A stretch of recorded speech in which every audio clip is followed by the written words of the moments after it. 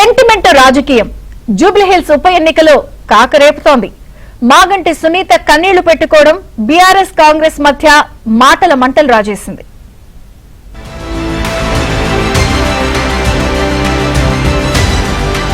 మాగంటి గోపీనాథ్ మృతితో జూబ్లీహిల్స్ ఉప ఎన్నిక జరగబోతోంది. గోపీనాథ్ సతీమణి సునీతకు బీఆర్ఎస్ టికెట్ ఇచ్చింది. ఎన్నికల సన్నాహాలను మొదలుపెట్టింది. ఇందులో భాగంగానే పార్టీ ఏర్పాటు చేసిన ఓ కార్యక్రమంలో సునీత కన్నీళ్లు పెట్టుకున్నారు.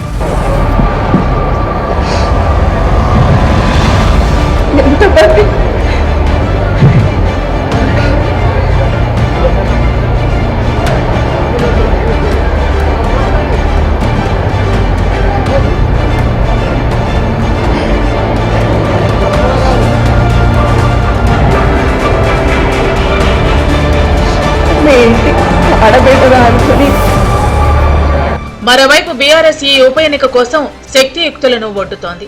కేటీఆర్, హరీష్ స్వయంగా రంగంలోకి దిగారు. గల్లీ గల్లీకి ప్రచారం చేసేలా కార్యాచరణ రూపొందించుకున్నారు. సునీత నామినేషన్ తర్వాత భారీ ర్యాలీ చేసేందుకు కూడా ప్రణాళిక సిద్ధం చేశారు. మరోవైపు సునీత కన్నీళ్ల వెనుక బీఆర్ఎస్ రాజకీయం ఉందంటూ కాంగ్రెస్ మంత్రులు ఘాటైన వ్యాఖ్యలు చేశారు.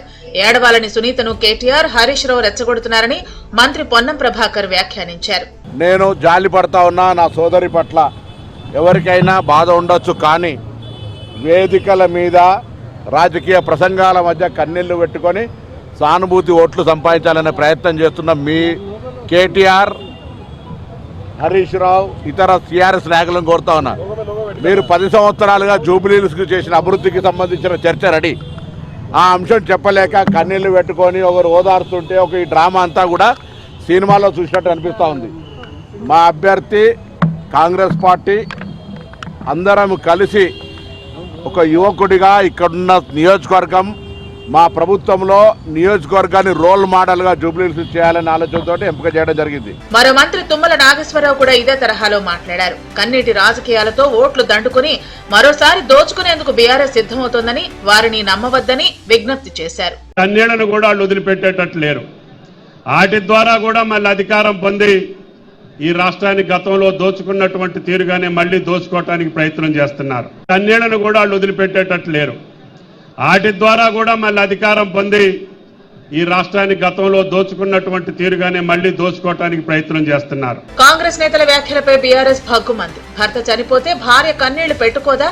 మీ ఇళ్లలో ఇలాంటివి జరగవా అంటూ కాంగ్రెస్ నేతలను బీఆర్ఎస్ ప్రశ్నించింది. ఆశయాలను నెరవేరుస్తుందని చెప్పి ఒక బిడ్డ తిరుగుతుంది, కుడి పక్క కొడుకు, ఒక పక్క బిడ్డ తల్లిని ఓదార్స్తుంటే ఆ ఓదార్చే ఏడుపుని నువ్వు యాక్షన్ అంటే ఆమె చనిపోయినప్పుడు ఎంత బాధపడ్డదో ఇవాళ నువ్వు అంటే ఆమెకు అంతకన్నా బాధతో కుమిలిపోతా ఉంది.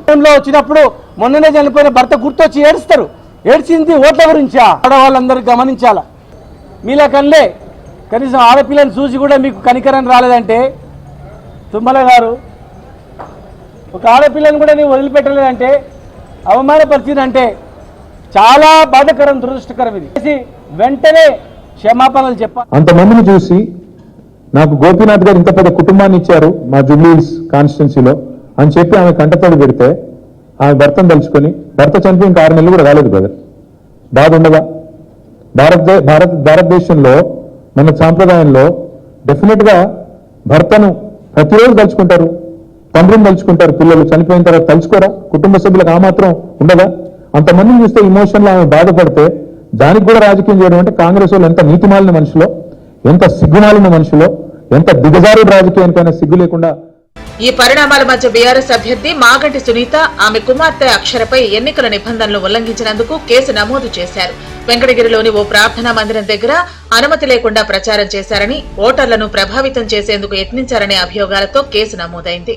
మాగంటి సునీత, అక్షరతో పాటు యూసుఫ్గూడ కార్పొరేటర్ రాజ్ కుమార్ పటేల్ తో పాటు మరో 4 బీఆర్ఎస్ నాయకులపై కేసు నమోదు చేశారు. ఇదిలా ఉంటే బీఆర్ఎస్ నాయకులు అంజద్ అలీఖాన్, ఆజం అలీ, షఫీ, ఫైమ్ తదితరులు వెంకటగిరిలోని ఓ ప్రార్థనా మందిరం దగ్గర పార్టీ కండువాలతో, కరపత్రాలతో కనిపించారని కాంగ్రెస్ ఆరోపించింది.